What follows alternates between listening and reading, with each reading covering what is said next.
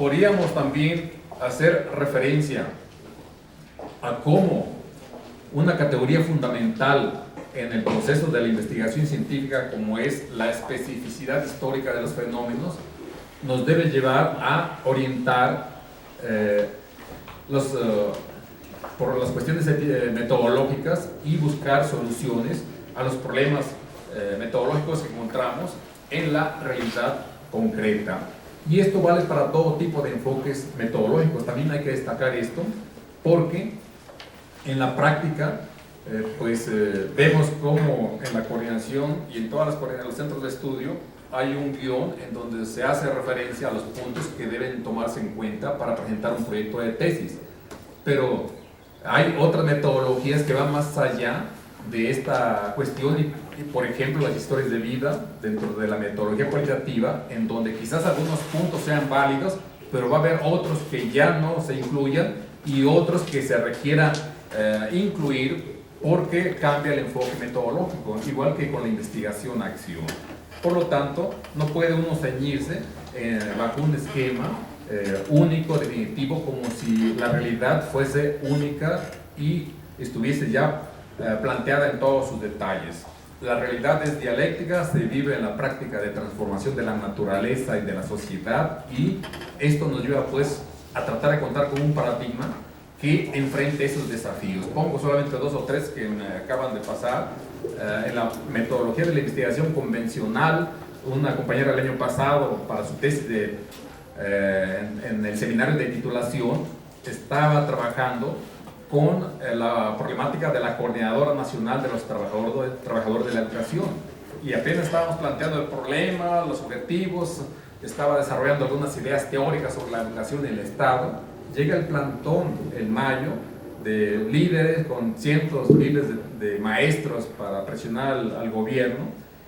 ¿Y qué decirle a la realidad? Aún no he confeccionado mis instrumentos para recabar la información, pues ojalá que puedan venir dentro de 6 meses. Ya está ahí la realidad, porque ir a entrevistar a los líderes allá en las regiones y conocer la opinión de la gente, de los maestros que vienen de Oaxaca, de Michoacán, sabemos que no es nada fácil, faltan recursos, tiempo, y pues se dificulta mucho. Y lo mismo pasó con otra compañera que llegó a la realidad a 2 calles donde vivía, estaba trabajando sobre movimientos sociales campesinos, el caso de los cañeros, y allí en la Secretaría de Ramo en Cuauhtémoc, Avenida Cuauhtémoc, llegó el plantón. ¿Y qué hacer? Lo mismo le pasaba, tenía que enfrentar esa realidad. Un aspecto fundamental que aconsejamos es que se tenga una cultura lo más amplia posible en el ámbito de la ciencia, de la salud, de la ecología, de la ciencia jurídica, de la filosofía, de la historia, de la política, obteniéndola a través de otras fuentes, no solamente de la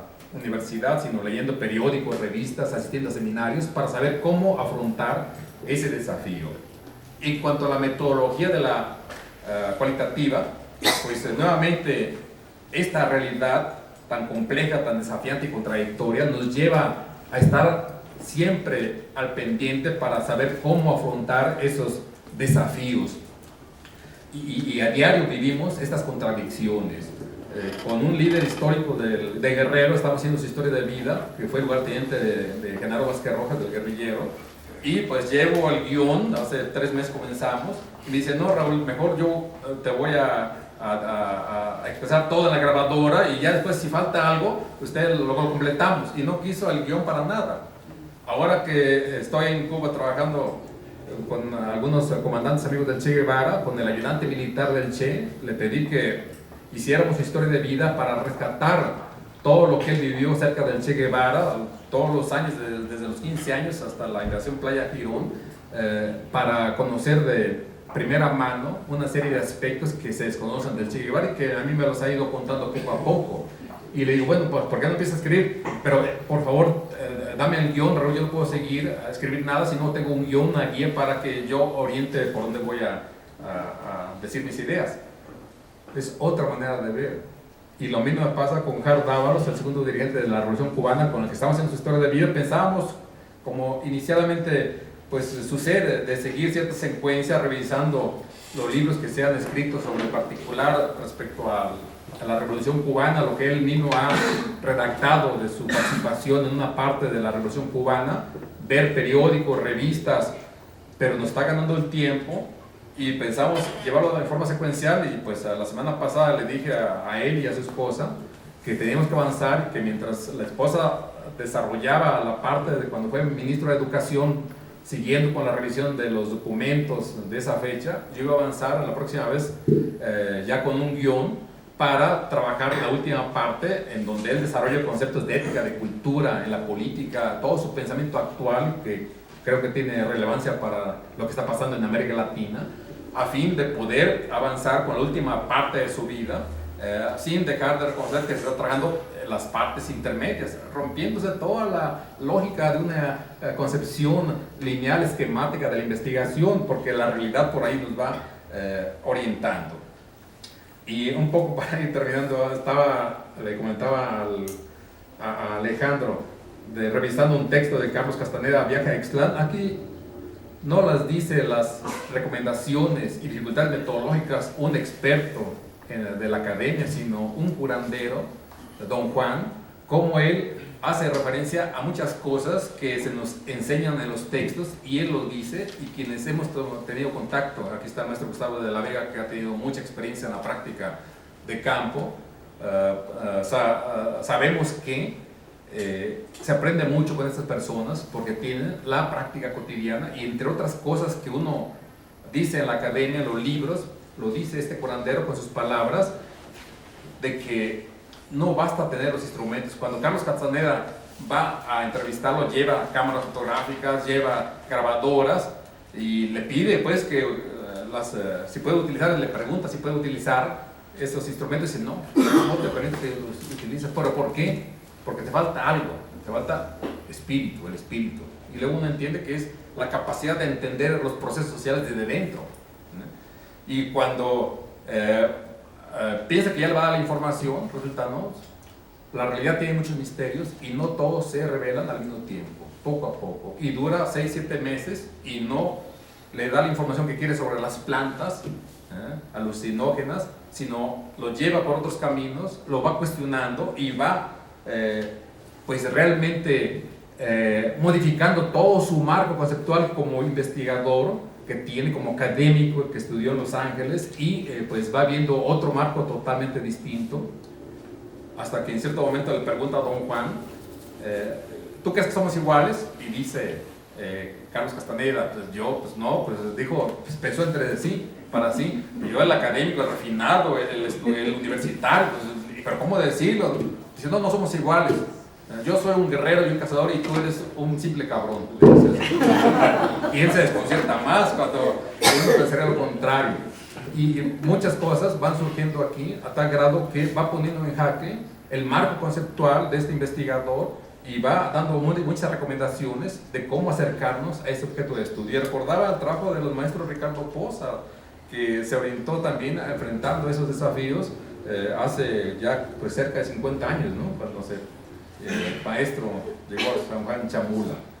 Bueno, con esto podríamos nosotros también destacar uno de los problemas que se enfrentan a la hora de hacer los trabajos de tesis que he visto con mis alumnos, es cómo cerrar el campo de análisis, cómo ir concretando las ideas, y pasan los días y los meses y la gente no llega a concretar el tema objeto de estudio y se desespera y no recuerda lo que planteaba Karel Kosick en su dialéctica de lo concreto. Por lo general, todo inicio de investigación es caótico, efectivamente. Quien no ha vivido esto se desespera y cae en la concepción positivista de pensar que no está hecho para ser investigador, para descubrir el conocimiento científico, y pues se traduce en un desánimo, cuando debemos decirnos, si estoy perdido, si no me salen las ideas, voy por buen camino. Justamente la dialéctica del proceso de conocimiento que le pasaba al mismo Marx cuando envía una carta en 1863 a Engels y le dice: me paso los días escribiendo y la cosa no avanza como debiera, estoy desesperado. Para tranquilizarme tengo que dedicarme a hacer algo de mi pasatiempo, algo, cálculo diferencial, matemáticas, porque es lo único que permite tranquilizar mi espíritu. Y efectivamente estaba tomando en cuenta la parte humana del trabajo científico, porque la investigación es un proceso objetivo, subjetivo, y esto lo perdemos de vista con frecuencia. Otro aspecto que hemos visto de problemas metodológicos a la hora de hacer los trabajos de tesis es cómo bajar la teoría, cómo ponerla en movimiento, cómo lograr que la teoría sirva de guía para acercarnos al objeto de estudio, para orientar la apropiación teórica del objeto real. Y esta es una cuestión que también el mismo Marx vivió cuando en otra carta le dice a Engels: comprendo fácilmente las leyes de la mecánica, pero frente al más simple hecho técnico me siento el mayor de los imbéciles. Tú que estás en tu fábrica, dime cómo operan estas leyes ahí. Y esto muestra esta dificultad que, al igual que lo vivió Darwin en su afamada autobiografía, relata: ante un discurso donde hay solo conceptos abstractos, se me dificulta seguir su lectura. Y lo mismo lo vivió Einstein en sus notas autobiográficas, cuando hace referencia a cómo es necesario, pese a las dificultades que esto entraña, llegar de las hipótesis generales teóricas a las hipótesis empíricas para ir avanzando en la observación de los fenómenos, rigurosa de los fenómenos. Y otra cuestión que también hemos visto como problemas metodológicos que se observan es cómo establecer los cortes de la realidad para plantear el fenómeno objeto de estudio, porque uno puede investigar sobre cierta cuestión, la educación de los adultos, y se puede ir con los aztecas, con los romanos, con los egipcios, en qué momento establecer esos cortes de la realidad. Y pues señalamos que en el momento en que esa realidad objeto de estudio empieza a configurarse como tal. Si estamos trabajando sobre el fenómeno de la migración campo-ciudad, es cuando se dan los procesos de industrialización en nuestro país, aunque siempre ha habido esos fenómenos. Pero como nos interesa ahora es en el aspecto capitalista a partir de la década de los 40, de los 60 del siglo pasado, y uno tiene que establecer ciertos cortes que a veces no son fáciles de aceptar por otras personas. Alguna vez Arnaldo Córdoba me planteaba, hace ya cerca de 30 años, que había 3 investigadores trabajando sobre el origen del Estado. Uno lo citaban con la reforma de 1857, otros con el porfiriato y otros con la Revolución Mexicana después, ¿no? ¿A quién? Hay que considerar ciertos criterios. Y también, ya para ir terminando, nosotros planteamos que en los trabajos de tesis se debe no solamente llegar a la formulación de conclusiones. Esto es necesario pero no suficiente. Es conveniente plantear un capítulo o un apartado de sugerencias que posibiliten derivar elementos de juicio para orientar políticas y estrategias de acción a fin de orientar acciones para transformar los fenómenos. Y nuevamente surge el planteamiento: investigar para qué, para conocer o para orientar la transformación de la realidad. Y la otra cuestión es dejar muy en claro cómo hicimos la investigación, y sugiero que se haga siempre en los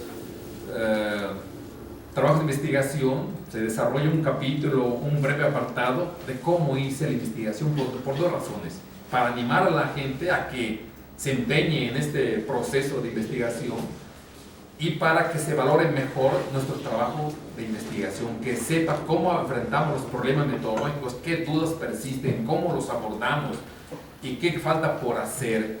Y de este modo, quien lea nuestro trabajo tendrá mayor posibilidad de valorarlo. Aquí quiero solamente destacar algunas cosas que a veces llegan a confundir, de que hay una diferencia entre la manera como se enseña a investigar, los problemas que uno expresa de corte metodológico, y los que va uno a encontrar en la práctica concreta cuando ya se está trabajando en la investigación. Hay diferencias enormes, pues. Otra diferencia es cómo se investiga en el ámbito académico, y la forma de proceder fuera de este contexto a veces nos lleva a desafíos para los cuales no nos preparó la universidad. Y la otra cuestión también, y con esto termino, la diferencia que hay entre la investigación, cómo se investiga, que sigue una lógica, y cómo se expone el trabajo de investigación, que sigue otra lógica totalmente distinta.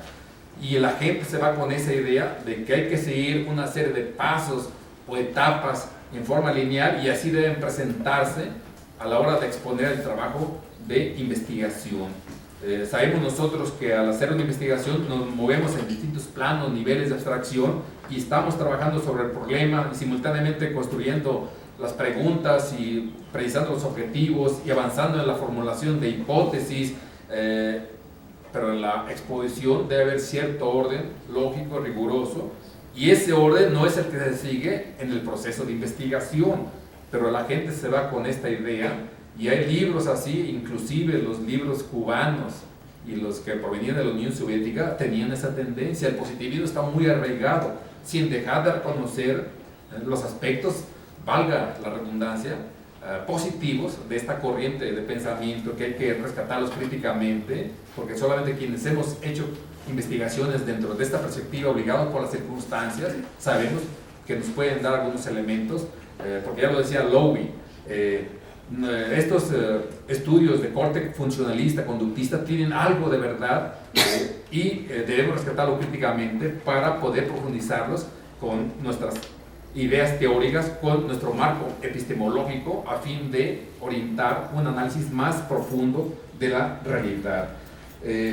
Y pues termino con lo que planteaba Carlos Darwin,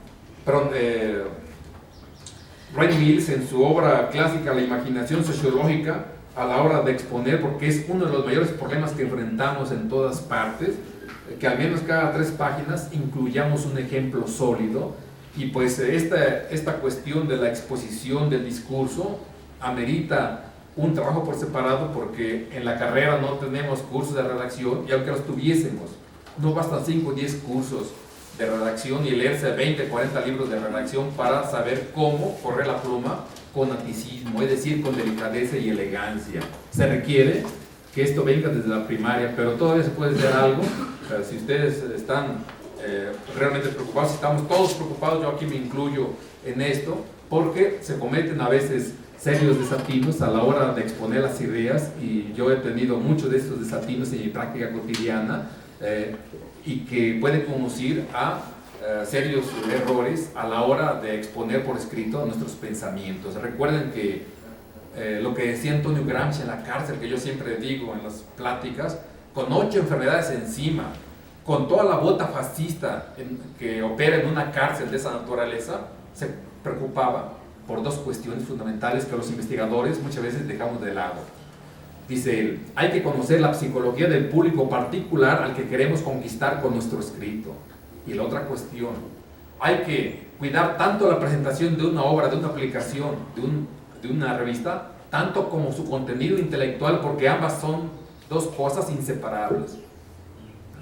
Y esto lo hizo José Martí años antes. En 1892 le envió una carta a su amigo Manuel Mercado, mexicano poco conocido aquí en Cuba, es un héroe, y le dice, te envío 100 ejemplares de la obra en La Edad de Oro, una revista para niños, y para que la distribuyas en la prensa y la des a leer a tus hijos pequeños, y a vuelta de correo te pido que me des la opinión de ellos para que me digan cómo la sienten, si la entienden, si la comprenden. Y él, que estaba organizando la lucha necesaria, la guerra necesaria para liberar a Cuba, organizando mítines, organizando círculos de estudio, sobreviviendo a las situaciones que enfrentaba diarias, se preocupaba por estas cuestiones.